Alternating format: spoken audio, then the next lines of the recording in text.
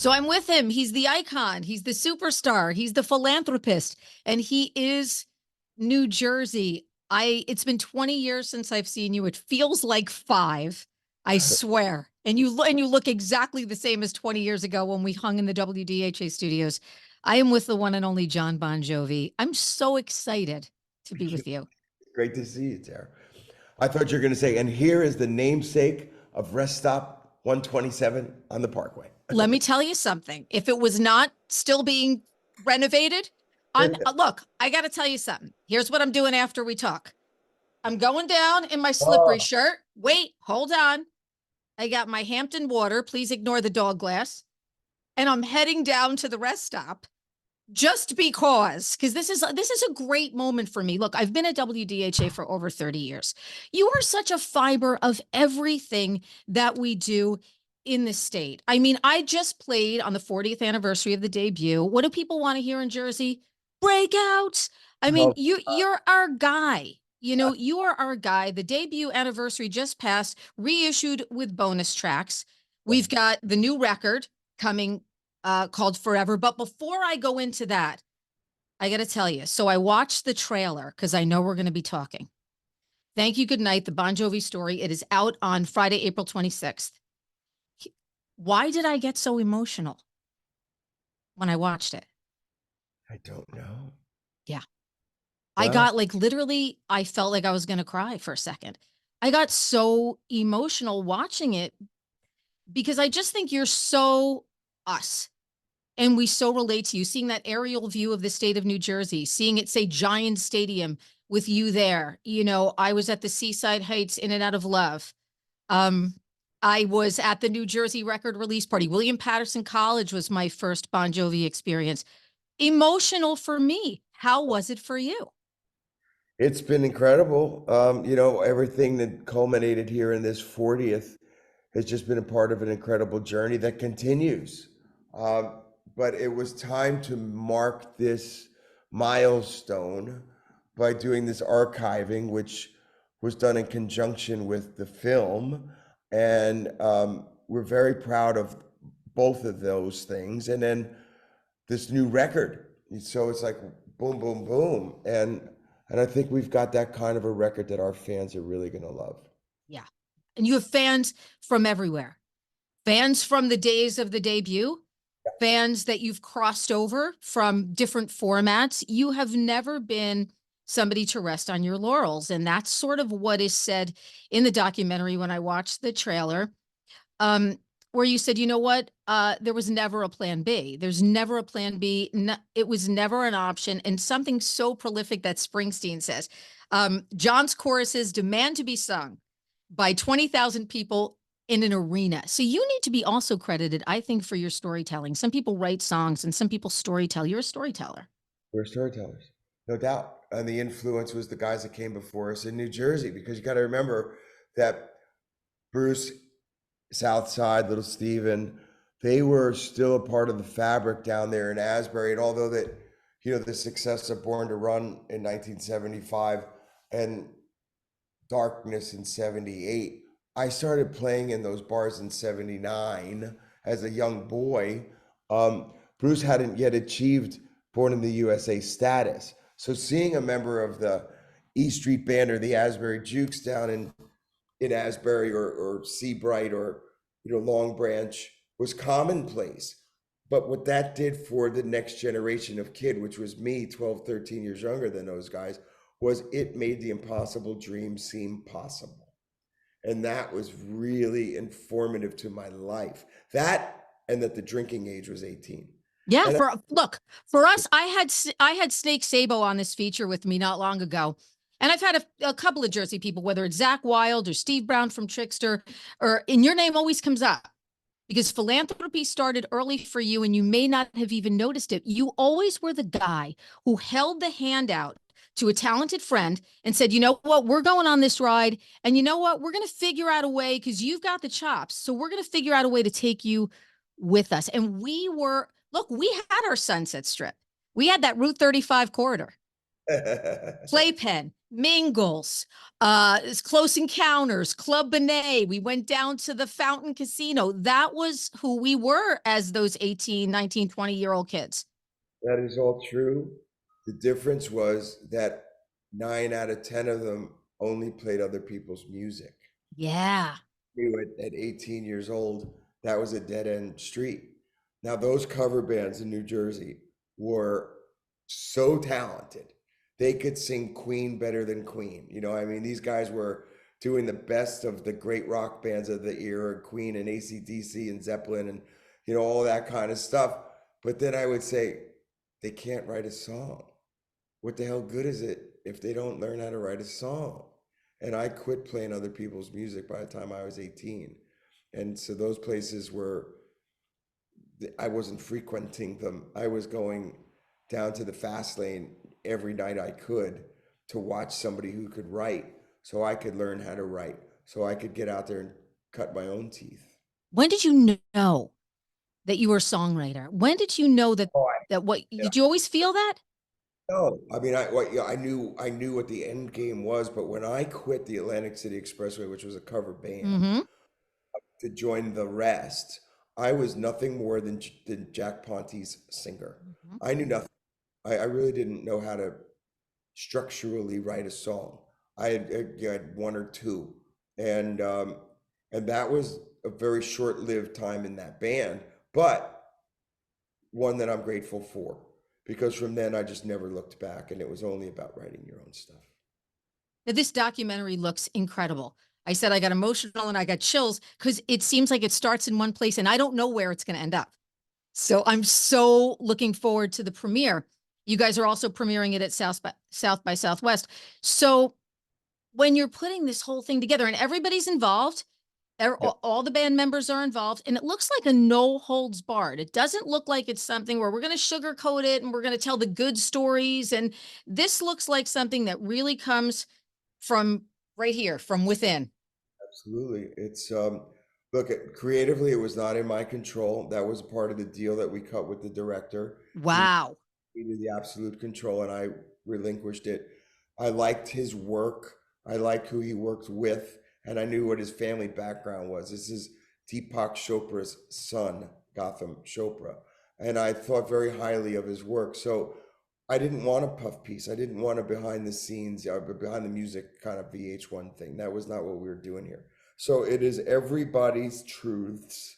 They're only talking heads that are not actually, you know, in the organization were Bruce and Southside. And that's, of course, because of their influence on all of us in New Jersey and on me personally.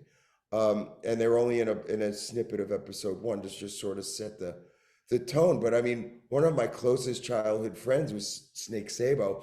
He's not in it. So when I tell you that if you weren't in the band, you're not in this, that's how this is just the truth of those who were, you know, doing it. Wow. Wow. And when you watched it back for the first time, it's a 4-part series. So when you started to watch it back, was it like emotional for you, or were there some anxiety moments? What was it like for you to see it back? There were absolutely emotional moments throughout the course of this film, I think, for all of us. And we, the band, the current band, all got together during some rehearsals midsummer to see a working cut of several of the parts. And everybody just felt good about the way it was going. And then I showed Richie 3 of the 4 episodes in late August. And then I haven't seen anything since. Wow. So now it's done, but it's out of my hands. I don't really know anything. Wow. So good for you, man. Good for you for still being brave and crazy. I love that. That's what makes for a great artist, I think.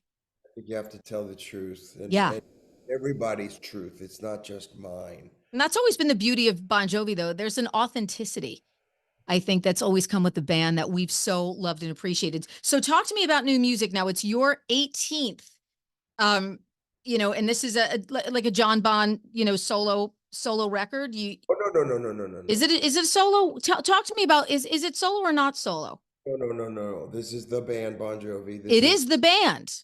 Yes, this is in fact my 18th, because I count that Young Guns and Destination Anywhere, although they were solo records, are my records. So this is my personal 18th time releasing an album, but it is absolutely a band record. And if I can even, I know we're on the radio, but I want to show you the cover. I want to see. It's pretty great.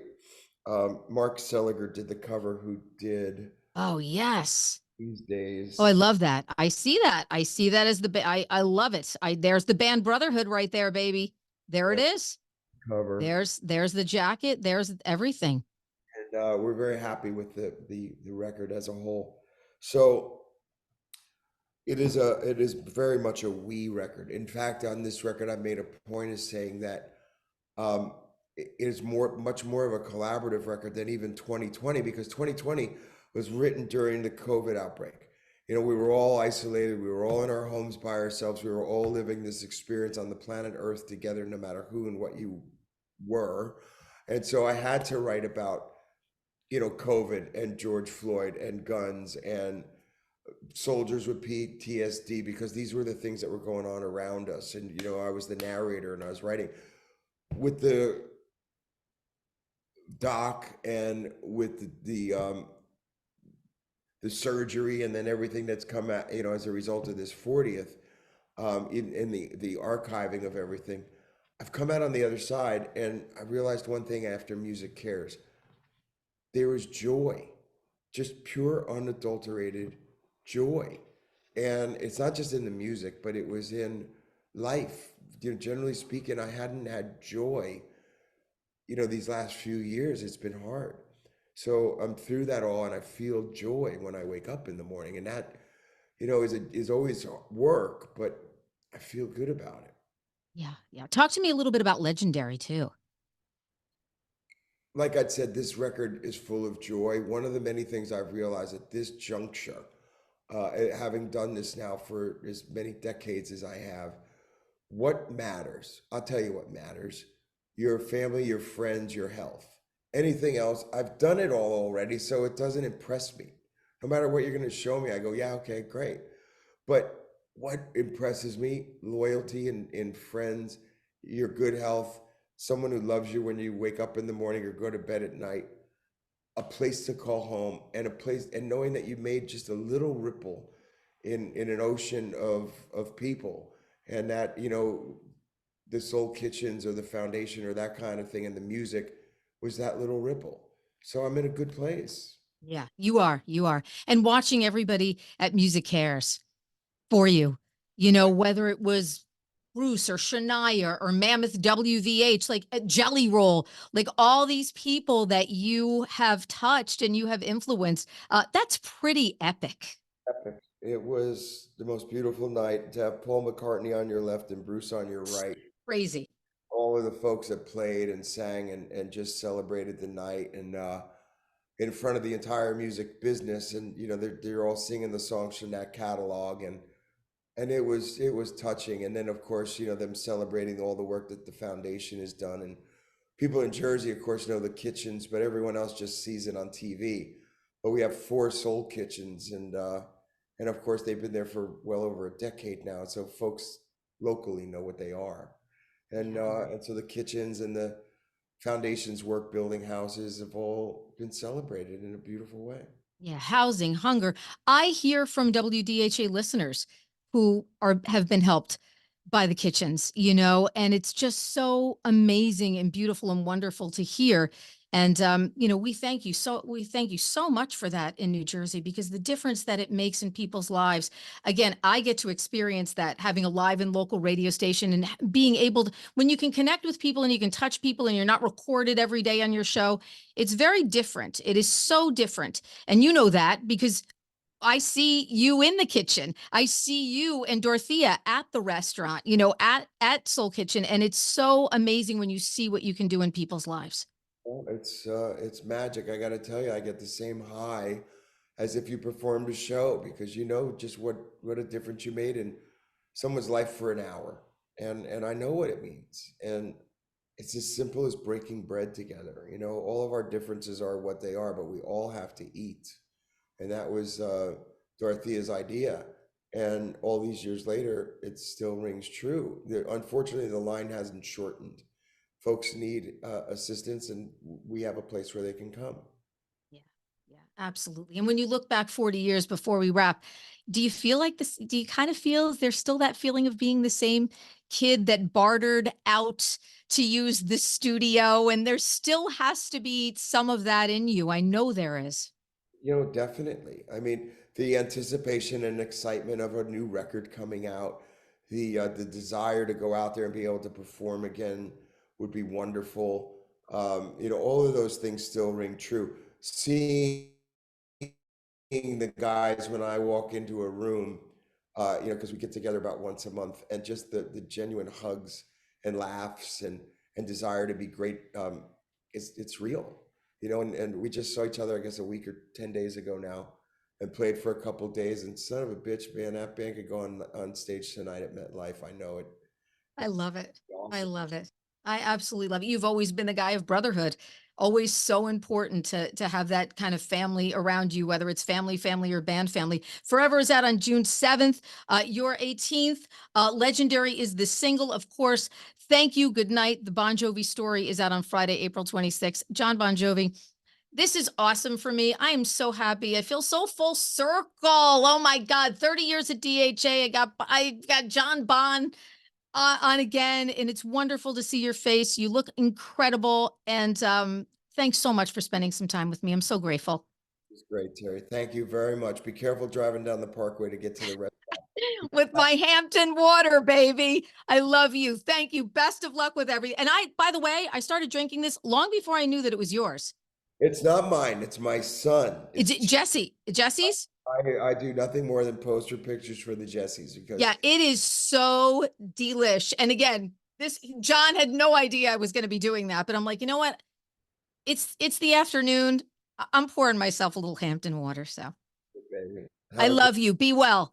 You too. Thank you.